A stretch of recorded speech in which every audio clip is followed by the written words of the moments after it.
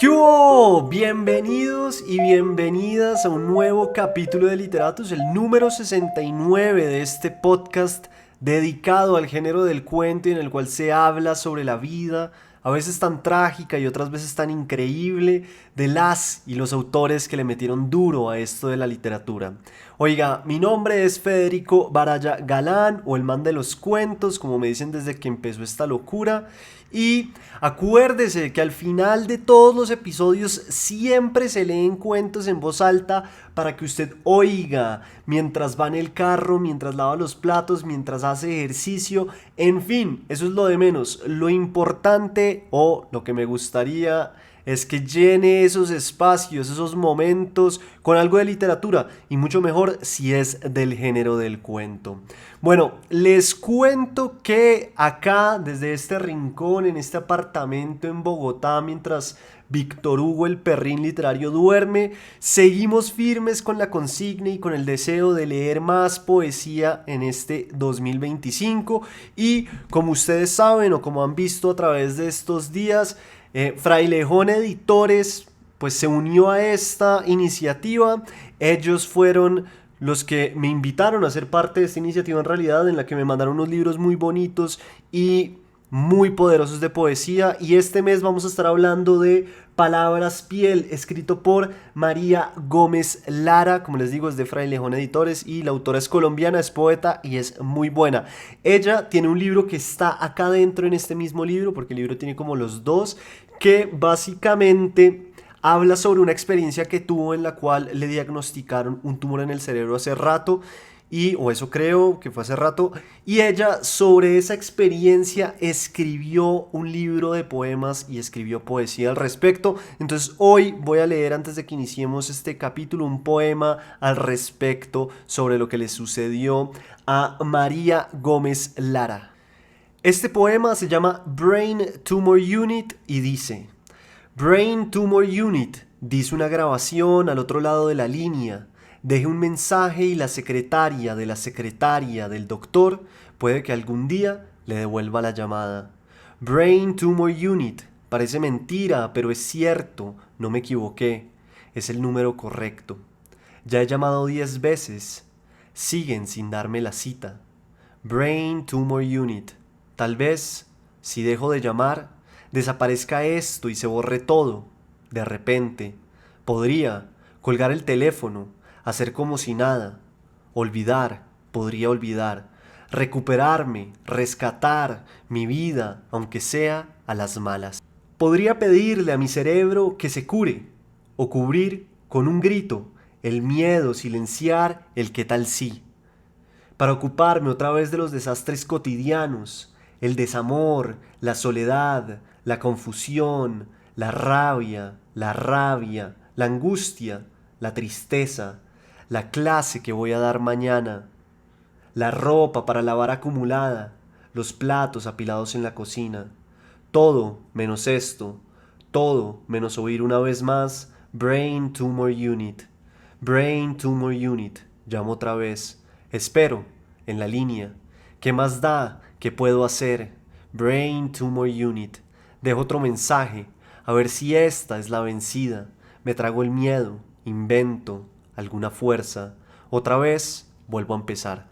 Oiga, este poema es de María Gómez Lara. Como les digo, es el libro del mes que pues voy a estar hablando de él acá en Literatus. Y pues si usted lo compra, además de apoyar la poesía colombiana y de apoyar a Frailejón Editores, también apoya Literatus, pues porque ellos creyeron en este podcast y hacen parte también de muchas maneras de este proyecto. Entonces pues ya sabe que si lo quiere es muy fácil, en la página de ellos lo encuentra, y con mi código, que es el man de los cuentos, tiene el 15% de descuento sobre este libro. Entonces pues me parece que mejor imposible, y como puede ver es poesía que pues relata una experiencia de vida muy particular, muy específica, muy dolorosa, y que seguro les va a gustar, porque lo que llevo me parece que es un libro increíble. Dicho todo lo anterior, entremos de lleno al capítulo de hoy, en el que vamos a hablar sin duda alguna de el borracho de borrachos, del hombre que tuvo una columna de opinión la cual tituló Notas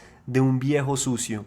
Autor que genera muchísimas opiniones y divide el mundo entre dos vertientes, me parece a mí. Los que aman su obra, su literatura, y los que simplemente no lo soportan y no lo pueden leer y simplemente quieren es borrarlo porque les parece que su literatura es bastante mala. Escritor que construyó un alter ego o un personaje que representaba en la ficción lo que él era y cuyo nombre era Henry Chinaski. Este era el de la ficción, ¿no? Y sí, hablo del autor que escribió poemas, que escribió cuentos y que escribió novelas. Hablo del mismísimo Charles Bukowski. Bienvenidos y bienvenidas.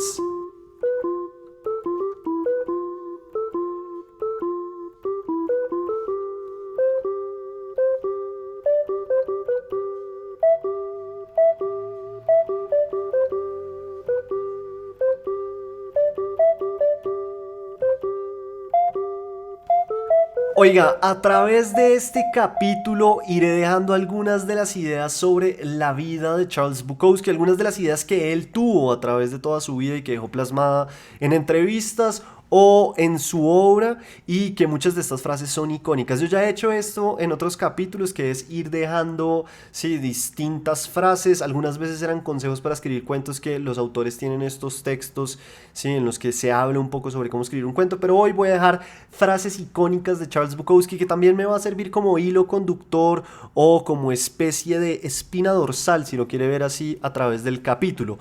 Y la primera frase con la que quiero abrir este capítulo dice así: el horario de 9 a 5 es una de las grandes atrocidades impuestas sobre el ser humano.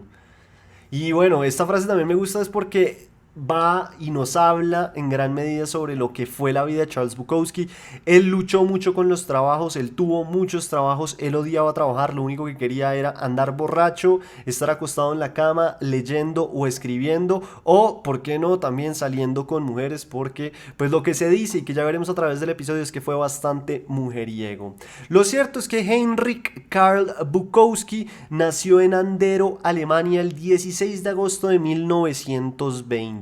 Su padre se llamaba Heinrich Bukowski, era de Estados Unidos, pues originalmente, pero después de la Primera Guerra Mundial se quedó a vivir en Alemania porque conoció a la madre del autor, que se llamaba Katharina Fett, que fue una mujer alemana polaca. Entonces ellos se quedan a vivir allá en Alemania después de la Primera Guerra Mundial, y lo único que encuentran es que vivir en Alemania en esa época era muy difícil por la situación, por el contexto. No había trabajo, no había que comer, no había nada para hacer. Entonces, un mes después de que nace Charles Bukowski, pues el padre decide que es hora de volver a su tierra, a básicamente el lugar de las oportunidades, ¿no? Que es lo que se nos ha dicho a través de toda la vida, y este lugar es claramente Estados Unidos.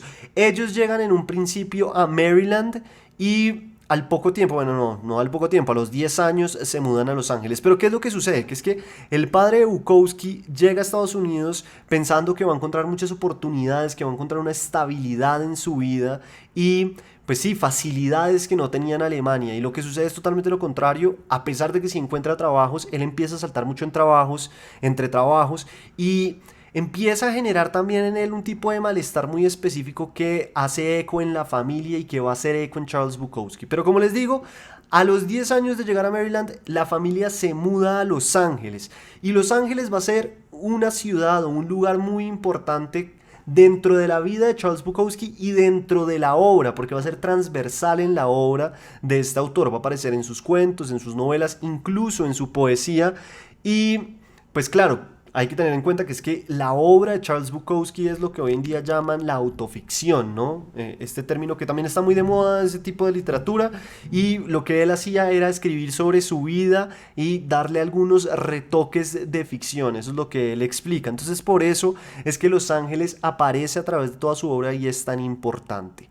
El caso es que se mudan a Los Ángeles, el papá sigue sin conseguir ningún tipo de estabilidad económica y laboral, y empieza a llenarse, sí, como de resentimiento y de otras cosas, a tal punto que empieza a ser violento con Charles Bukowski, tanto físicamente como psicológicamente. Entonces uno creería o uno diría que ya que en la casa no puede encontrar ningún tipo de refugio Charles Bukowski, el autor, pues de pronto en la calle o en el colegio lo podía encontrar.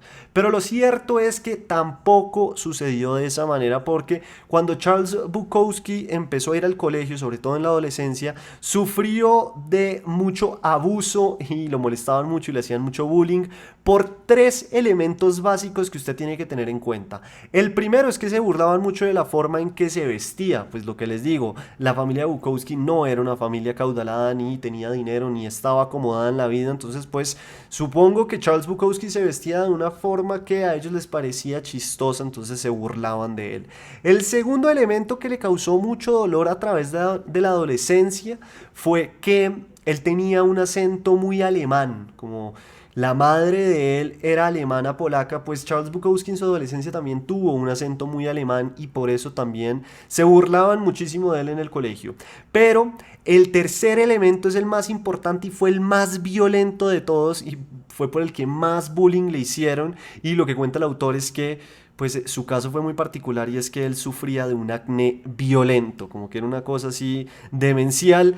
Y bueno, pues yo creo que igual a pesar de todo eso y de la oscuridad que les estoy contando, siempre hay algo por ahí de luz. Y lo cierto es que Bukowski en varias entrevistas cuenta que él lo tenían que llevar mucho al hospital, a la clínica, que le revisaran el acné, porque como que era un tema de verdad, pues sí, muy bravo, muy bárbaro. Y entonces en una de esas idas al hospital a él se le ocurrió su primer cuento o su primera composición literaria, y como que desde ahí se dio cuenta de que esto le gustaba realmente. Entonces no todo fue negativo, porque más adelante él se va a dedicar de lleno a la literatura. El segundo punto o la segunda frase que quiero dejar hoy acá en este episodio dice lo siguiente: escribir te mantiene vivo porque alivia los monstruos en tu cerebro pasándolos al papel. Y si alguien sabe de tener monstruos en el pensamiento, ese fue Charles Bukowski, que él combatió muchos monstruos a través de su vida, sobre todo los monstruos personales que él cargaba, ¿no?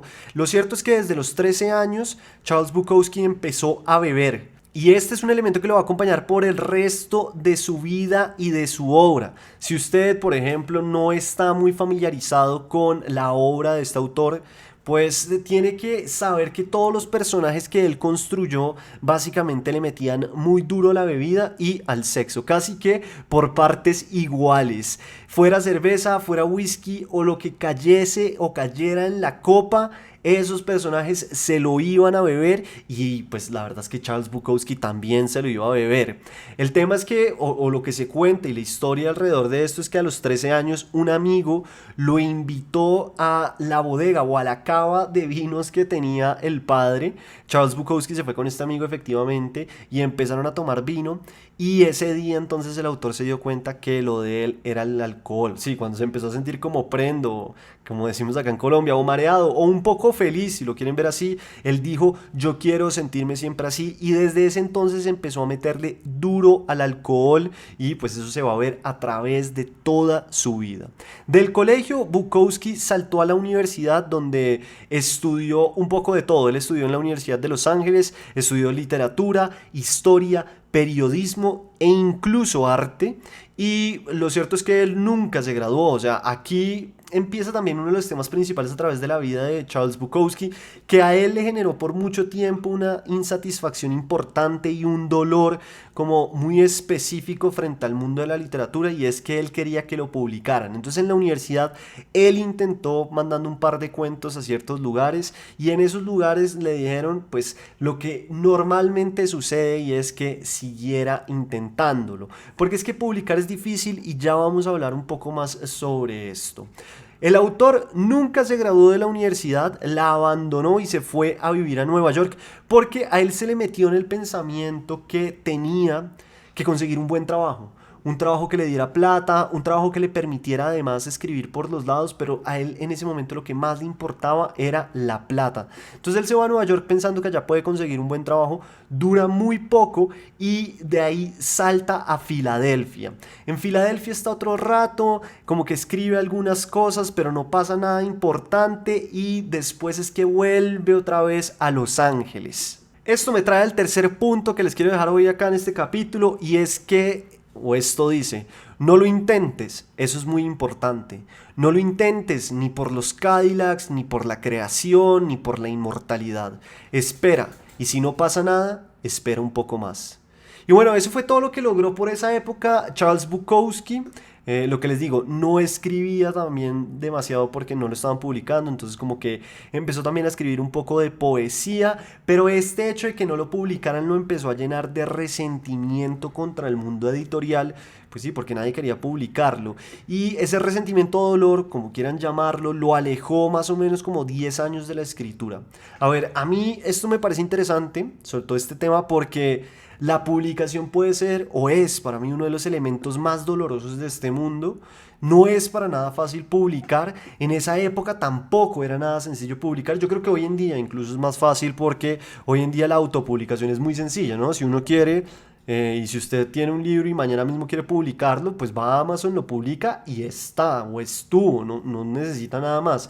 En esa época la autopublicación era un poco más difícil porque, pues, en definitiva le tocaba a usted, sí, imprimir las copias y demás y ver a quién se las entregaba. En el mundo digital, pues ya lo hizo a través de Amazon. Hay otros canales digitales que puede utilizar para ver si hace que su obra llegue a distintos públicos.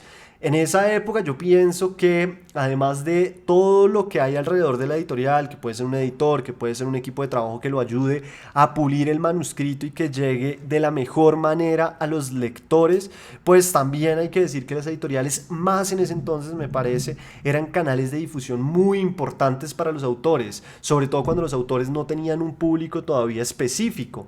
Hoy en día, por supuesto que sigue sucediendo, pero lo que les digo, hay más opciones. Igual hubo autores en esa época que su primer libro fue autopublicado. El ejemplo más claro es el mismísimo Jorge Luis Borges. Entonces Charles Bukowski pues no logró que lo publicaran en esa época, decidió dejar de escribir alrededor de 10 años y mientras duró esos 10 años sin escribir, ¿qué hizo? Pues se dedicó a todo tipo de trabajos mientras seguía bebiendo como un loco.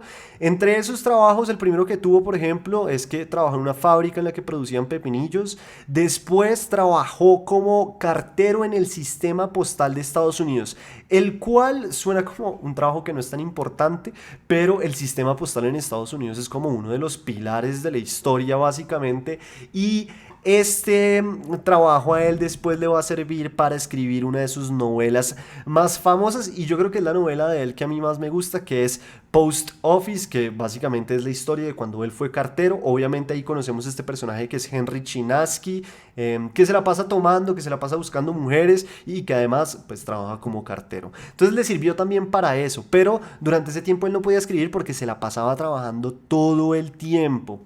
Y el cuarto punto o la cuarta frase que traigo hoy es o dice: encuentra lo que amas y deja que te mate. En esos 10 años, además, me parece a mí que sucede algo muy importante en la vida del autor, y es que se enamora de una mujer que se llama Jane Cooney Baker. Esta mujer tenía 10 años más que Charles Bukowski y ya tenía un divorcio encima. Hombre que además poco tiempo después de divorciarse de ella o de separarse, tuvo un accidente de tránsito y se murió. Entonces, ¿qué pasa? Pues que Jane Cooney Baker era una mujer que estaba de muchas maneras rota. Y como estaba rota, cargaba una mochila también muy pesada y eso la llevaba a pues situaciones muy extremas. Estos dos personajes, Bukowski y Jane Cooney, se conocen, pues evidentemente, ¿cómo más se van a conocer ellos dos? Se conocen en un bar. Están tomando en un bar, los dos se conocen, se empiezan a hablar, empiezan a salir y empieza una de las relaciones, yo creo, más tortuosas que debe haber en la literatura. Esa relación tenía que ser una vaina loca. Lo que se cuenta es que a ellos como pareja los echaban de todos lados, los echaban de los apartamentos en los que vivían, de los edificios, porque se la pasaban bebiendo, porque tenían un estilo de vida pues muy agresivo, y también porque cuando tomaban en exceso, y como tomaban todo el tiempo en exceso, sobre todo lo que se dice es que Jane Cooney se ponía muy agresiva, muy violenta, empezaba a dañar las cosas, a tirar los platos, a tirar sí, las copas, y así efectivamente los terminaban echando de todos lados. Entonces ya se podrán imaginar el nivel de la relación. Y Todo lleva a que en 1955 Bukowski empieza a sentir unos dolores terribles en el estómago y lo llevan de forma, sí, como urgente al hospital. Tenía dolores punzantes en el estómago y en una entrevista contó que tenía unas hemorragias tan terribles que le salía sangre de la boca y del culo. Perdón la expresión, pero pues así dice él. Además, dijo en esa entrevista, lo que esperaban en el hospital básicamente es que él se muriera porque su situación estaba grave, pero lograron controlar una úlcera de la que estaba sufriendo, lo trataron y se salvó. Y este es un momento bisagra en la vida de Charles Bukowski porque se da cuenta de que efectivamente la frase cliché de que la vida es muy corta, pues sí, es cierta. Y él estaba dejando de lado una de las cosas que más le gustaba en la vida, que era escribir, por dedicarse a trabajar en cosas que finalmente no le interesaban. Y ahí es que él dice, yo tengo que volver a escribir como sea. Y para volver a escribir lo que hace es que se consigue un trabajo en el que él manejaba camiones y por los lados empezó a escribir poemas.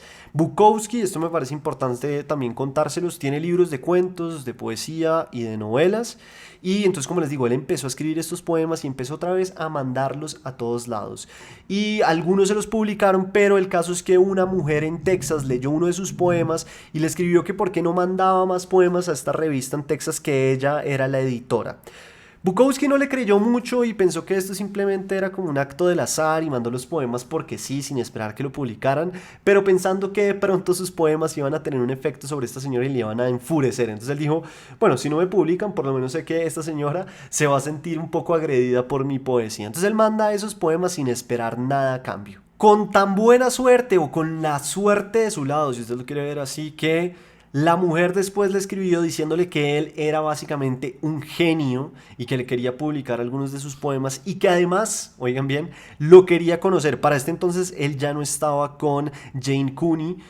Esa relación evidentemente se tuvo que acabar por todo lo que les he contado. Y entonces esta mujer le escribe eso y pues Bukowski le dice, ¿sabe qué? Si usted quiere conocerme, caiga acá a Los Ángeles, hablamos y nos conocemos. Y efectivamente la mujer hace eso, se va a Los Ángeles, se conocen y al poco tiempo, sí, señoras y señores, se casan. Imagínense eso tan loco, tan demencial, y esa relación, como casi todas las del autor, pues, a través de su vida, fue también una pesadilla. Lo que se cuenta es que su esposa, esta mujer que era editora de la revista en Texas, quería tener relaciones sexuales de forma constante y que incluso cuando lo hacían a ella le gustaba que fuera un poco extremo, en el sentido de que tenían un cuarto en el que había unas repisas y las repisas empezaban a caer encima de Charles Bukowski y a él no le gustaba mucho, pero como que a ella le parecía muy bacano. Él nunca estuvo muy enamorado de esta mujer, pero bueno, estaba con ella por muchas razones. Yo creo que una de esas también era que ella era una mujer con mucho dinero y eso le permitía a él de muchas maneras no tener que trabajar tanto y poder escribir un poco más. Además, esta mujer lo estaba publicando muchísimo. O sea, a la final de la relación, cuando todo se acaba porque Bukowski acaba la relación, esta mujer le alcanzó a publicar más de 40 poemas y esto va a ser muy importante para que otros editores y otras personas en el mundo lo conozcan y empiece a publicar con gente más importante. Es curioso, ¿no? Porque uno lee la obra de Bukowski, si la han leído o si no la han leído, pues les cuento un poco. Pues uno ve estos personajes que están obsesionados con tener relaciones sexuales con las mujeres y que buscan todo el tiempo estar con mujeres y estar con mujeres.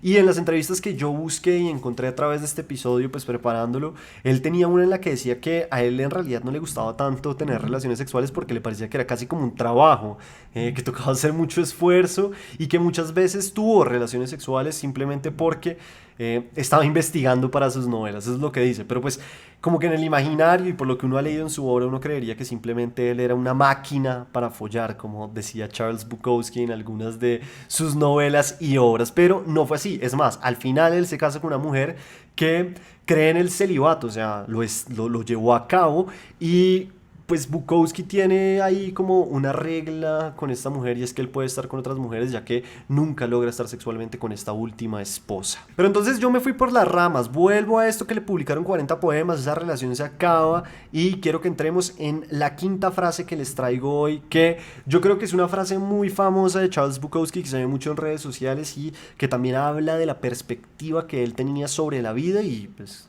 también sobre el sistema capitalista. Entonces esto dice: ¿Cómo diablos puede una persona disfrutar de despertarse a las 6:30 de la mañana por una alarma, salir de la cama, vestirse, obligarse a comer, lavarse los dientes, orinar, pelear con el tráfico para llegar a un lugar en el que básicamente haces muchísima plata para alguien más y además tienes que estar agradecido por la oportunidad de hacerlo? La siguiente mujer en la vida de Bukowski fue la poeta Frances Elizabeth Dean. Se conocieron después de que ella le envió una carta pidiéndole que si se podían conocer, porque ella había leído algunos de sus poemas, de los poemas de Charles Bukowski, gracias a un amigo en común que tenían, le habían gustado muchísimo y dijo: quiero conocer a este tipo. Se conocen y empiezan a salir, tienen una relación desde la entrada y poco tiempo después la poeta queda embarazada. Ahí ellos deciden casarse y de ahí nace la única hija que tuvo Charles Bukowski, cuyo nombre es o fue Marina Louise Bukowski. Este man Bukowski no quería tener hijos en su vida, eso fue un problema y una pelea constante en sus otras relaciones, porque él no quería traer a nadie a este mundo, pero bueno, las cosas se dieron, ellos no lo tenían planeado, y lo que se cuenta y lo que se dice es que a pesar de que el matrimonio se acabó porque Bukowski tuvo que volver a encontrar trabajo, tuvo que volver a trabajar como cartero, y la poeta también tenía muchos otros trabajos, pues la relación se fue dañando también el consumo de alcohol de Bukowski como que no ayudaba, a tal punto que se acabó la relación, pero Charles Bukowski fue un padre presente a través de toda la vida de Marina Louise Bukowski y pues como que cumplió con todas las de la ley, es decir, en ese sentido como que no hay nada que reprocharle a este hombre. Finalmente, lo que les digo, esa relación llegó al fin y el autor siguió con su vida, todavía escribía poesía y todavía estaba buscando las maneras de llegar a un público más amplio. Y fue en ese momento específico que conoció a una de las personas que le cambió la vida, yo creo, y que si no hubiera sido por él, yo creo que Bukowski no sería tan famoso como lo es hoy en día y como lo fue en su momento ya al final. Es curioso, ¿no? Porque Bukowski empieza a publicar poesía y se vuelve muy famoso por su poesía, y yo creo que hoy en día lo menos conocido de Charles Bukowski es su poesía, lo más conocido son las novelas. Es que ni siquiera creo que los cuentos, sino las novelas son como lo que más se lee de Charles Bukowski, pero en ese momento fue la poesía y fue gracias a que él conoció a un hombre que se llamaba John Martin, que era un editor de la época, y John Martin va a ser muy importante no solo para Bukowski sino también como para la movida de la poesía en la época, porque este tipo funda una editorial que se llamaba Black Sparrow. En esa editorial el primer escritor o poeta que se publicó fue el mismísimo Charles Bukowski, y todo se dio gracias a que John Martin leyó un par de los poemas que había publicado Bukowski en algunas de las revistas que ya había publicado y dijo: yo quiero sentarme a hablar con este man. Y de ahí entablaron una relación larga, longeva, que pasó de la poesía a otras obras más importantes, creo yo, dentro de la obra en general de Bukowski. Entre esas está la que ya les contaba, que es Post Office, que fue como su primera novela, también Hamin Rai. Y esto fue un cambio muy importante para la vida de Bukowski, porque por primera vez en la vida pudo dejar de trabajar en todas las cosas que estaba trabajando como cartero y demás, pudo renunciar a eso y dedicarse a escribir de lleno, pues porque ya no tenía o no vivía angustiado por la plata, por pensar qué iba a comer, cómo iba a conseguir plata para las cervezas, para el vino, para el whisky, para conseguir un cuarto, en fin, por fin tenía la seguridad de que le iban a pagar a fin de mes una plata. Porque claro, a través de todo este tiempo, como les he dicho, Bukowski escribía y trabajaba siempre, sobre todo trabajó en el sistema postal, que podía tener horarios de 12 horas continuas, y fue a los 49 años que logró dejar todo esto de lado y dedicarse al 100% a escribir, y lo que les digo, de ahí nace Post Office, que es como sí, una de las novelas más conocidas, la que a mí más me gusta y que pues me parece que sí, es un debut muy interesante por parte de Charles Bukowski en el género de las novelas. Esto me trae el sexto punto, que yo creo que es una frase también conocida y que le puede gustar a algunas personas, y pues lo que decía Charles Bukowski es lo siguiente: solo soy un alcohólico que se convirtió en escritor para poder quedarme en la cama hasta el mediodía. Oiga, pero venga, ya he tirado bastante chisme sobre el autor y me parece importante que hablemos un poco también de su estilo de escritura, sobre todo en las novelas y los cuentos, que es lo que yo más he leído. No he leído tanto su poesía. Para este episodio en específico me leí su libro de cuentos, que en español se titula, si no estoy mal, puedo estar mal, Música para cañerías. A través de mi vida, en distintos momentos tuve la oportunidad de leer varias novelas pues, de Charles Bukowski, como la que ya les mencioné que es Post Office, también Mujeres, que pues en inglés se llama Women, no sé si en español se llama Mujeres, creo que sí, puedo estar equivocado. Y que yo creo que es una de las novelas, sí, esa es la novela más famosa de Bukowski, en la que vemos también a Henry Chinaski viviendo todo el tiempo borracho, buscando mujeres todo el tiempo, y es un poeta que va también a ciudades a hacer lecturas de poesía. Es una novela muy agradable de leer, fácil, como casi toda la obra de Bukowski es muy fácil de leer, y eso es algo de lo que voy a hablar también en su estilo. Además de estas novelas que ya les mencioné, yo me leí una tercera novela que se llama Pulp, que me la leí también hace como 4 años yo creo, y es la novela más rara pues de las que yo he leído de Charles Bukowski, por una sencilla razón, y es que primero fue la última novela que él escribió. Creo que él no alcanzó a verla publicada porque tiempo antes pues se muere, y es una novela que combina el clásico Bukowski, que son estos personajes que ya les he contado, borrachos, que están buscando mujeres y demás, pero tiene, primero, una estructura medio policíaca porque tenemos un detective que está tratando de resolver si un crimen o un problema,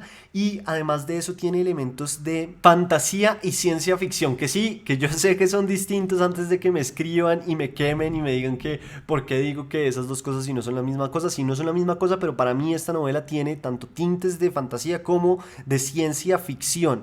Entonces es una novela rarísima porque usted tiene el Charles Bukowski clásico con elementos policíacos y con elementos de fantasía y de ciencia ficción. A mí me pareció una novela muy divertida de leer.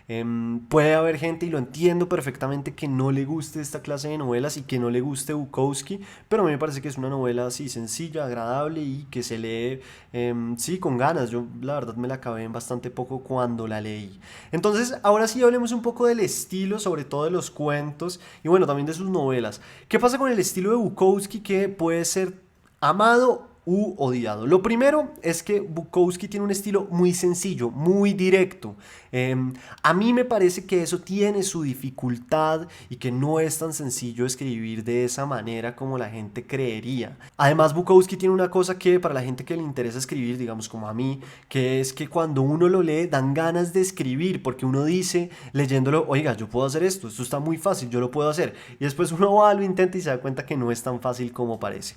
Además, dentro de esa sencillez que tiene el estilo de Bukowski, hay una cosa muy hipnótica que lo mantiene a uno ahí leyendo y pegado a las páginas. Entonces creo que eso es un gran acierto del estilo y de lo que él hacía. Dicho esto, mi crítica mayor sobre todo al libro de cuentos, y bueno, también puede pasar a través de su obra, es que los temas son muy repetitivos. Entonces en este libro de cuentos, que es música para cañerías o de cañerías, perdónenme si no les estoy diciendo bien el nombre, para mí tiene un problema, y es que después del 12º cuento, uno ya está un poco saturado porque los cuentos tratan temáticas y tienen personajes muy parecidos y todo parece ser muy repetitivo. Entonces también puede ser porque reúne demasiados cuentos de él. Tal vez si hicieran un libro con menos cuentos, más corto, sería menos repetitivo, que, o por lo menos eso fue lo que me pasó a mí, y esto es una crítica con todo el respeto al señor Charles Bukowski, pero eso fue lo que me sucedió a mí con su estilo y con sus temáticas en el momento. Sin embargo, lo que les digo, a mí me gusta mucho el hecho que él escriba de esa forma tan sencilla, porque dentro de lo sencillo que es hay mucho poder. Por ejemplo, él tiene en sus cuentos una cosa que es muy interesante de analizar, y es que él sigue una de las máximas del género del cuento, de la teoría pues, y es que lo que dice la teoría o lo que dicen muchas personas es que el cuento siempre tiene que empezar en acción física o psicológica. Y si usted coge los cuentos de Charles Bukowski, siempre va a ver que algo le está sucediendo o le está pasando al personaje principal. Entonces el personaje se levanta y está luchando por levantarse de la cama porque está totalmente deprimido. O el personaje se está tomando un whisky mientras trata de resolver un problema que tiene. O incluso el personaje se está fumando un cigarrillo mientras mira la ventana porque algo está sucediendo. Entonces uno ve que sus cuentos siempre empiezan efectivamente en acción. Ahora, también entiendo que a la gente no le guste Charles Bukowski, sobre todo por los temas que él toca y que elige, y por la manera en que habla y construye personajes femeninos. Puede ser muy misógino, puede ser visto de esa manera, estoy de acuerdo. Entonces también entiendo a las personas que simplemente no les gusta la literatura de Charles Bukowski por estos temas, totalmente entendible. Esto me trae al séptimo punto, que simplemente dice: alégrate, tal vez seas famoso una vez estés muerto. Antes de morir, Charles Bukowski sufrió de tuberculosis, preciso el punto y lo que sigue van de la mano. De esta tuberculosis igual Charles Bukowski se va a recuperar gracias a un tratamiento que recibió, pero aquí empieza, sí, de muchas maneras como el fin de la vida, también resultado de las decisiones y el estilo que llevó a través de todo este tiempo, y sí, como que acá ya empieza lentamente a llegar a la muerte. Sin embargo, antes de decirles cómo se murió y para darle un poquito de color a este episodio, me gusta este dato que les traigo, y es que antes de morirse él alcanzó a tener una computadora Mac que se la compró su hija, y lo que se cuenta es que él incluso alcanzó a tomar clases para aprender a usarla. Ahí escribió su última novela, creo yo, que fue Pulp, una novela que además le costó muchísimo trabajo escribir porque el proceso fue muy tortuoso, borró muchos capítulos, volvió a escribir muchas cosas, pero finalmente la publicó y él no alcanzó a verla publicada porque se murió. En 1993 Charles Bukowski fue diagnosticado con leucemia y murió al año siguiente, es decir, en 1974, a los 73 años, estando en compañía de su última esposa, que fue Linda, y que fue la mujer que les digo que practicaba el celibato, por así decirlo. Entonces que por eso él tenía la oportunidad o la chance de estar con otras mujeres, pero él terminó la vida con ella. Fue un matrimonio que por fin le duró. Y antes de entrar al cuento de hoy, que se titula Mercancías rotas, les quiero dejar la última frase de Bukowski, que es una frase que me gusta y que me parece que viene al caso, y es la octava, y dice: si lo vas a intentar, tienes que ir a fondo, de otra manera ni siquiera empieces. Esto puede significar perder novias, esposas, familiares e incluso tu mente. Puede significar no comer por 3 días. Puede significar congelarse en la banca de un parque. Puede significar la cárcel. Puede significar la soledad. Pero la soledad es un regalo. Todo lo demás es una prueba a tu resiliencia, de que tanto lo deseas. Y tú lo harás, a pesar de los rechazos y tener la suerte en contra. Y será mejor que todo lo que puedas imaginar. Si vas a intentarlo, ve hasta el final.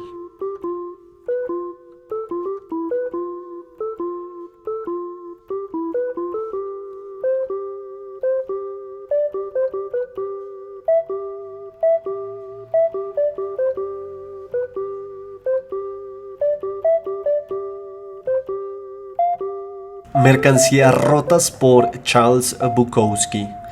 Frank entró en la autopista y se sumó al tráfico. Era empleado de la sección de repartos de la American Clock Company.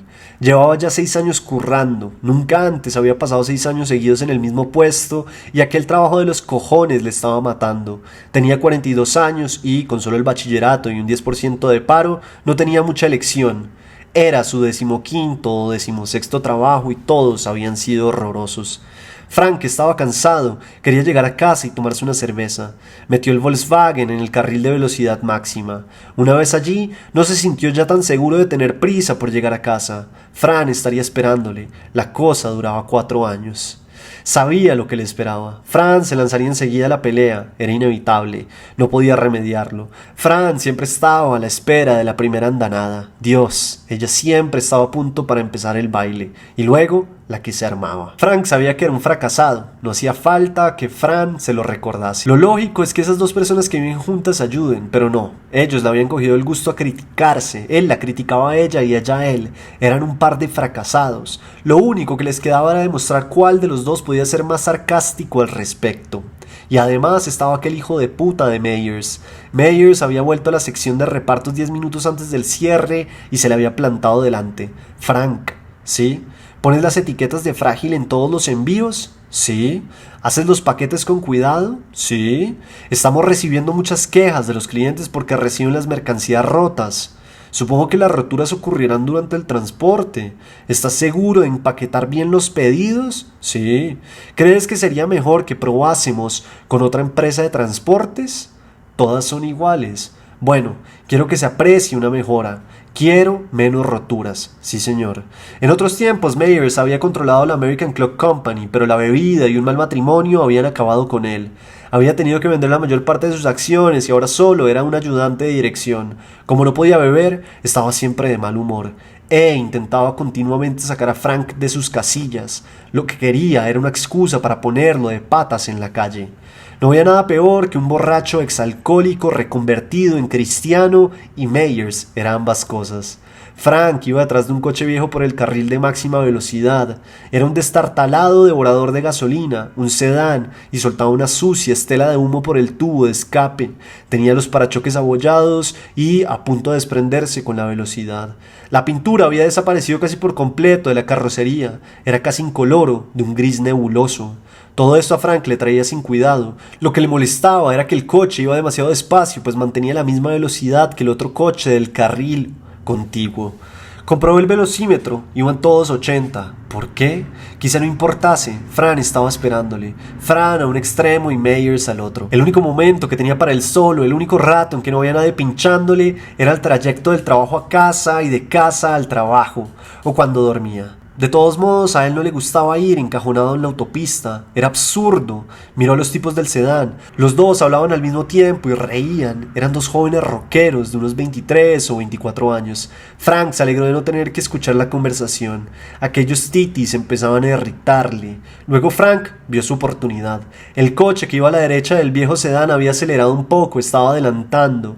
Frank se coló tras el otro coche. Empezaba a saborear la libertad de salir del encajonamiento. Sería una pequeña victoria tras un día horroroso con una horrible velada vespertina en perspectiva. Lo conseguiría. Pero en el momento en que se disponía a situarse delante del sedán, el tipo que iba al volante pisó el acelerador, se adelantó, le cortó el paso y se alineó de nuevo con el otro coche. Frank se situó detrás del coche de los rockeros. Seguían hablando y riéndose. Se fijó en la pegatina de atrás. Jesús te ama. Luego se fijó en una calcomanía de la ventanilla trasera. The Who. En fin, tenían a Jesús y tenían a The Who. ¿Por qué diablos no le dejaban paso? Frank se acercó más a ellos, se pegó casi a su parachoques trasero. Seguían hablando y riéndose. Seguían conduciendo exactamente a la misma velocidad que el coche a su derecha, 80 kilómetros por hora. Frank miró por el retrovisor. Una hilera ininterrumpida de vehículos se perdía de vista a lo lejos. Pasó su Volkswagen del carril de velocidad máxima al siguiente, luego al más lento. Allí el tráfico circulaba más deprisa. Adelantó un coche por la izquierda y al final se vio con espacio suficiente, pero en ese momento advirtió que el viejo sedán aceleraba. Los chicos se pusieron a su altura. Frank miró el velocímetro, 95 kilómetros hora. Pasó a 100, los chicos seguían a su izquierda. Pasó a 110, los chicos no le abandonaban. Ahora tenían prisa. ¿Por qué? Frank pisó el acelerador a fondo. El Volks solo alcanzaba los 120. Quemaría el motor o la culata. Los rockeros seguían pegados a él, aunque también debían de estar destrozando su coche. Les miró, dos jovencitos rubios con perillas ridículas. Ellos también le miraron, rostros fofos como culos de pavo con agujeritos a modo de bocas. El rockero que no conducía le hizo un corte de manga. Frank señaló primero al del corte de manga, luego al conductor. Luego indicó la salida de la autopista. Los dos asintieron. Frank les condujo hacia la salida de la autopista. Paró en un stop. Ellos esperaron detrás. Giró luego a la derecha y siguió con los golfos detrás. Siguió hasta que vio un supermercado. Entró en el aparcamiento. Había un almacén de carga. Estaba oscuro al fondo. El supermercado estaba cerrado. La zona de carga estaba desierta, con las puertas metálicas echadas. Allí no había más que cemento vacío y pilas de cajas de maderas vacías. Frank aparcó en la zona de carga, salió del coche, lo cerró, subió por la rampa y siguió a lo largo de la plataforma de carga. Los rockeros aparcaron el viejo sedán junto al coche de Frank y salieron. Subieron hacia él por la rampa. Ninguno de los dos pesaba más de 50 kilos, los dos juntos solo le superaban en unos 12 kilos. Después el tipo que le había hecho el corte de manga dijo: bueno, vamos allá, viejo de mierda. Se lanzó contra Frank, dando al mismo tiempo un grito, un agudo chillido, las manos abiertas en una posición de karate. Luego se volvió e intentó darle una patada hacia atrás, falló, se volvió y le dio a Frank en la oreja con el filo de la mano. No fue más que una bofetada. Frank lanzó sus 92 kilos en un derechazo que alcanzó al rockero en el estómago y el chaval se desmoronó sobre el cemento sujetándose el vientre. El otro rockero sacó una navaja automática, la abrió. Voy a cortarte los huevos, le dijo. Frank esperó mientras el joven avanzaba, cambiando de una mano a otra la navaja con nerviosismo. nerviosismo, Frank retrocedió hasta las cajas de madera. El golfo avanzaba, emitiendo sonidos silbantes. Frank esperó, con la espalda apoyada en las cajas. Cuando el rockero se lanzó hacia él, alzó el brazo, agarró una caja de madera y se la lanzó. La caja le dio de lleno en la cara y Frank se abalanzó sobre él. Le agarró el brazo de la navaja, haciéndola caer al suelo. Frank le retorció el brazo hacia atrás por la espalda y tiró hacia arriba con todas sus fuerzas. «No me rompas el brazo, por favor», gritó el rockero. Frank le soltó, atizándole una buena patada en el trasero. El chaval cayó de bruces, agarrándose el culo. Frank cogió la navaja, la cerró, se la guardó en el bolsillo y se encaminó sin prisas hacia su coche. Cuando lo ponía en marcha, vio a los dos rockeros de pie, muy juntos, al lado del viejo sedán, observándole. Ya no hablaban ni se reían. Aceleró súbitamente y se lanzó contra ellos. Salieron corriendo. En el último instante se desvió, aminoró la velocidad y salió del aparcamiento. Advirtió que le temblaban las manos. Había sido un día infernal. Siguió por el bulevar. El Volks no le respondía bien, jadeaba como si protestase por el maltrato recibido en la autopista. Entonces Frank vio el bar. El caballero afortunado. Tenía aparcamiento delante. Paró, bajó del coche y entró. Se sentó y pidió una bud. «¿Dónde está el teléfono?». El camarero se lo dijo. Estaba al fondo, junto al cagadero. Metió la mano y marcó. «Sí», contestó Fran. «Oye, Fran, llegan un poco tarde, he tenido un lío. Hasta pronto». «¿Un lío? ¿No te habrán robado?». «No, tuve una pelea». «¿Una pelea? No me digas. Pero si no podrías pelear ni con una bolsa de basura». «Fran, me gustaría que no usaras esas expresiones de 3 al cuarto». «Pero si es verdad, no podrías pelearte ni con una bolsa de basura». Colgó y volvió a la barra. Cogió la botella de vodka y bebió un trago. «Me gustan los hombres que beben directamente del gollete». Había alguien sentado junto a él, una mujer. Tendría unos 38 años y las uñas sucias, una rubia teñida, con el pelo mal recogido a modo de moño elevado, pendientes de plata y los morros pintarrajeados. Se relamió, despacio. Luego se puso un Virginia Slim entre los labios y lo encendió. «Me llamo Diana». «Frank, ¿qué tomas?». Él ya sabe. Hizo una señal al camarero, que se acercó con una botella de su whisky favorito en la mano. Frank sacó un billete de 10 y lo puso sobre la barra. «Tienes un rostro fascinante», dijo Diana. «¿Qué haces?». «Nada». «Justo la clase de hombre que me encanta». Alzó el vaso y apretó su pierna contra la de Frank mientras bebía. Frank se puso a rascar con la uña la etiqueta húmeda de la botella de cerveza. Diana acabó el whisky. Frank hizo una seña al camarero. «¿Otros dos?». «Bien. ¿Y usted?». «Yo lo mismo que ella». «¿Lo mismo que ella?», repitió el camarero. «Wow». Todos rieron. Frank encendió un cigarrillo. El camarero se acercó con la botella. De pronto, a pesar de todos los pesares, parecía que iba a ser una noche de puta madre.